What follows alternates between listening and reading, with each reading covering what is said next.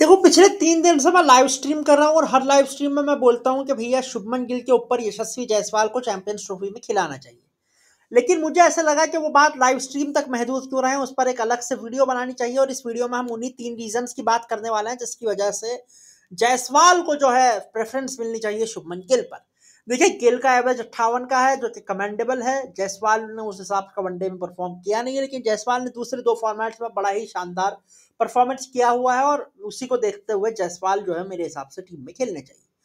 अब उसके 3 main reason है भैया। पहला तो है जायसवाल खेलते हैं देमार 4.5 क्रिकेट और दुबई की उन फ्लैट पिच पर एक तरफ से जसप्रीत बुमराह नहीं, रोहित शर्मा फुल फ्लो में खेलेंगे और दूसरी तरफ से यशस्वी जायसवाल भी रन की गंगा बहाएंगे, तो फिर भैया बहुत सारे रन आएंगे और हम उस पोजीशन में होंगे कि हम पावर प्ले में ही 70-80 रन जो है बना दे और उसके बाद हमारा मिडिल ऑर्डर विराट कोहली वहां से टेक ओवर कर सकते हैं और पूरी तरह से जो है वो आगे पारी को ले जा सकते हैं। वहीं अगर शुभमन गिल खेलते हैं तो शुभमन गिल थोड़ा सा टाइम लेके खेलते हैं। वो एकदम देमार 4.5 क्रिकेट में बिलीव करते नहीं है, वो थोड़ा स्लो खेलते हैं। तो उस हिसाब से भैया Jaiswal is a better choice than Gill in that aspect के जायसवाल जो है फ्रॉम द गेट गो शुरू हो जाते हैं।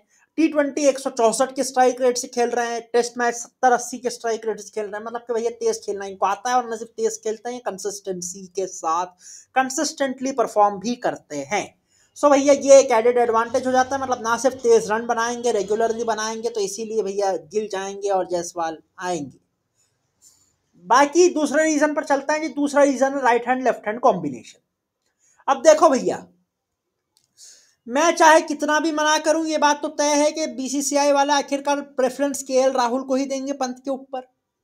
और अगर केएल राहुल इस टीम में खेलते हैं तो इसका मतलब कि आपका जो बैटिंग अटैक है वो पूरा राइट हैंडर डोमिनेट हो जाता है। यानी कि रोहित शर्मा, शुभमन गिल, विराट कोहली, श्रेयस अय्यर, केएल राहुल, हार्दिक पांड्या, यहाँ नंबर 6 तक आपके सिर्फ राइट हैंडर्स टीम में भरे हुए हैं। सो ऐसे में आपको बैलेंस आउट करने के लिए एक लेफ्ट हैंडर चाहिए और वो अगर आपका ओपनर हो जाए तो सोने पे सुहागा। तो भैया इसलिए बेस्ट ऑप्शन ये है कि आप शुभमन गिल को बिठाएं और यशस्वी जायसवाल को एज ए ओपनर खिलाएं, बिकॉज वो आपको राइट हैंड और लेफ्ट हैंड कॉम्बिनेशन की लग्जरी देंगे। और जो रोहित का नेमेसिस है लेफ्ट आर्म पेस, उससे भी डील करने में जायसवाल हेल्प कर सकते हैं। और भैया हमें बहुत सारे लेफ्ट हैंडर्स मिलने वाले हैं, बिकॉज उम्मीद करनी होगी ट्रेंट बोल्ट अवेलेबल हो सकते हैं चैंपियंस ट्रॉफी के लिए। उसके बाद में भैया शाहीन अफरीदी तो रहेंगे ही रहेंगे और बांग्लादेश की तरफ से भी लेफ्ट हैंडर्स का बड़ा जखीरा है लेफ्ट हैंडर पेसर्स का। तो भैया ऐसे में मामला तो जरा थोड़े से मुश्किल हमारे लिए उस एस्पेक्ट में हो जाते हैं। सो इसलिए हमें उम्मीद करनी चाहिए जायसवाल को ही मौका मिले गिल के ऊपर। अब तीसरा रीजन भैया फॉर्म और कॉन्फिडेंस।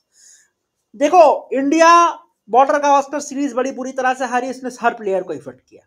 लेकिन अगर 2 प्लेयर इससे इफेक्टेड नहीं होंगे तो होंगे यशस्वी जायसवाल और वो जसप्रीत बुमराह, बिकॉज दोनों का परफॉर्मेंस कमेंडेबल था। जायसवाल ने बहुत प्यारी प्यारी इनिंग्स खेली है, 2 शतक बनाया, तो इसलिए भैया जायसवाल को डेफिनेटली कॉन्फिडेंस वो फील कर रहे होंगे और उस वजह से वो जो है ज्यादा कॉन्फिडेंट होंगे बनस्पत शुभमन गिल के, जिनका ये साल काफी खराब गया था पिछला 2024।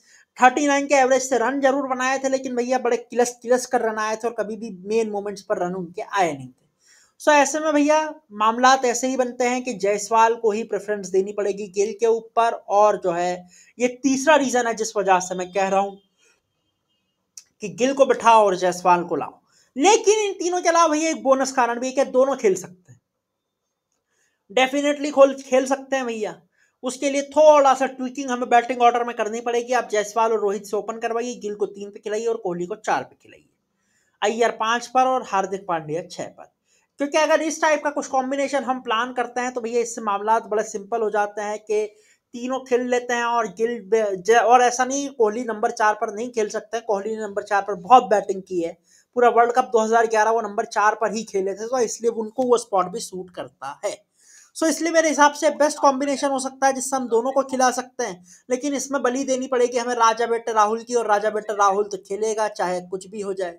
सो इसलिए भैया मेरे हिसाब से ये मामला भी थोड़ा सा मुश्किल तो हो सकता है।